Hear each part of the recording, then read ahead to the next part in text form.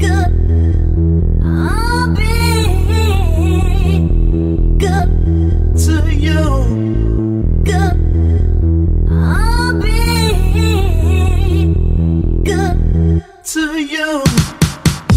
singe hurleur noir est une espèce de primate néotropical. C'est le singe le plus austral et le plus grand d'Amérique.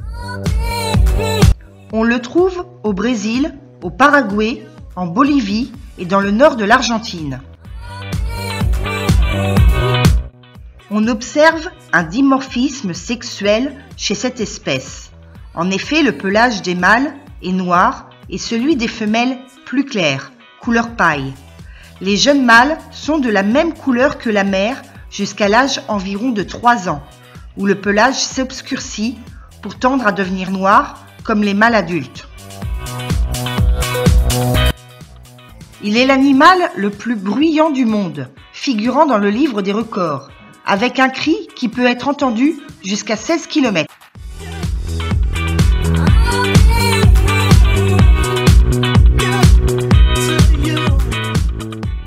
Il est folivore, c'est-à-dire qu'il se nourrit surtout de feuilles et occasionnellement de fruits.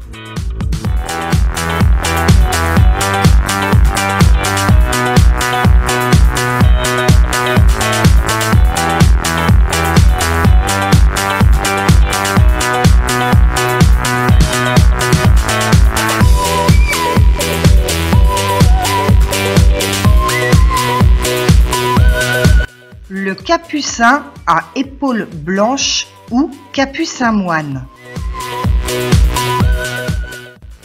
On l'appelle en espagnol maicero cariblanco, littéralement le mangeur de maïs à face blanche, en raison de son goût prononcé pour cette céréale.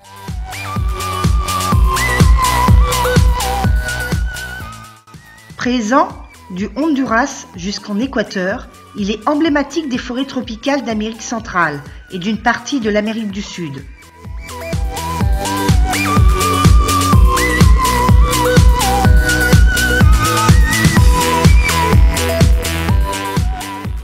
Le capucin moine s'organise en groupes multimâles, multifemelles. La taille moyenne d'un groupe est de 16 individus.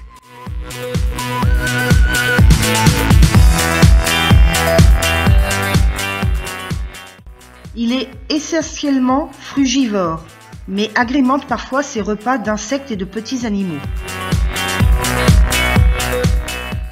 Leur queue, dotée de vertèbres puissantes, leur permettant de l'utiliser comme un bras supplémentaire, peut atteindre jusqu'à 55 cm. Il peut même utiliser sa queue comme ressort pour bondir en avant un peu à la façon du marsupilami.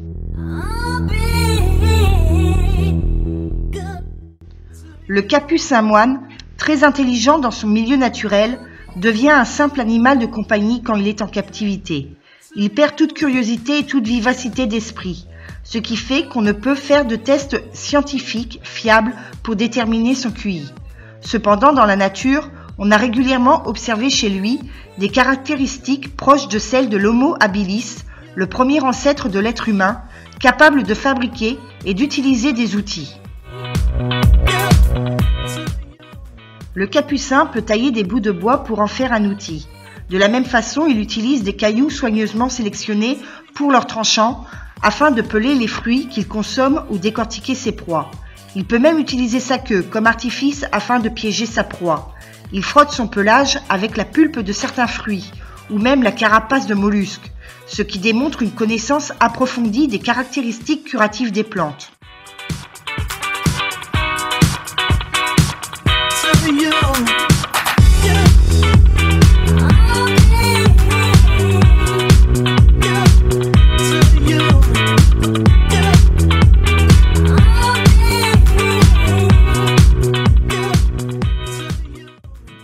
Il possède comme autre particularité un pouce dit semi-opposable, contrairement à l'homme qui peut mettre son pouce face à n'importe lequel de ses doigts. Le capucin ne peut le faire que sur les 3 premiers. Cela limite sa capacité à saisir des objets lourds ou de formes complexes, mais cela ne l'empêche pas non plus de manier habilement toutes sortes d'objets.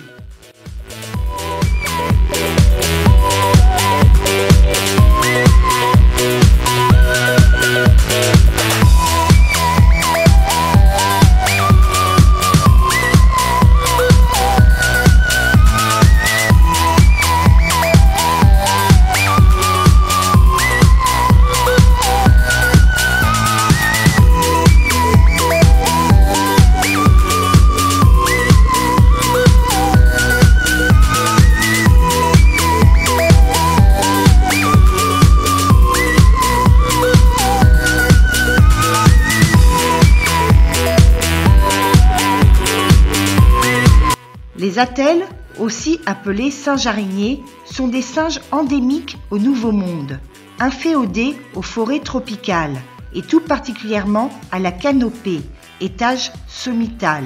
Ils se sont adaptés à la vie arboricole et ne descendent jamais au sol.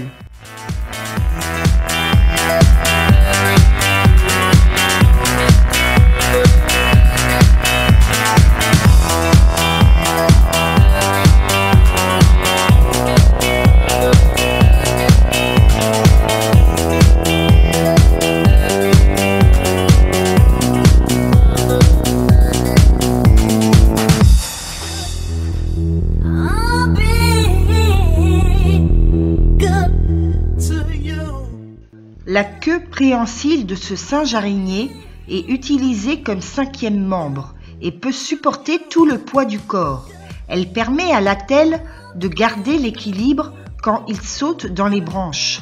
L'extrémité de la queue n'a pas de poils en dessous, mais de la peau, comme celle de ses mains. C'est pratique pour agripper les choses.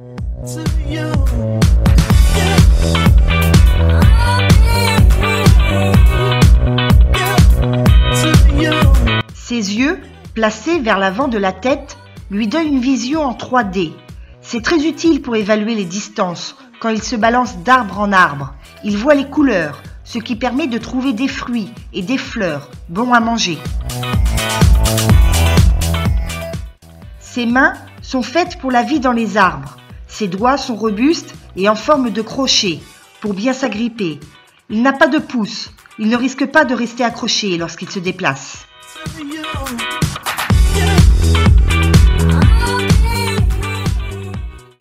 Autre adaptation étonnante, les femelles se reconnaissent par la présence d'un long clitoris hypertrophié, laissant croire que l'on est en présence d'un mâle. Elles l'utiliseraient pour semer des odeurs.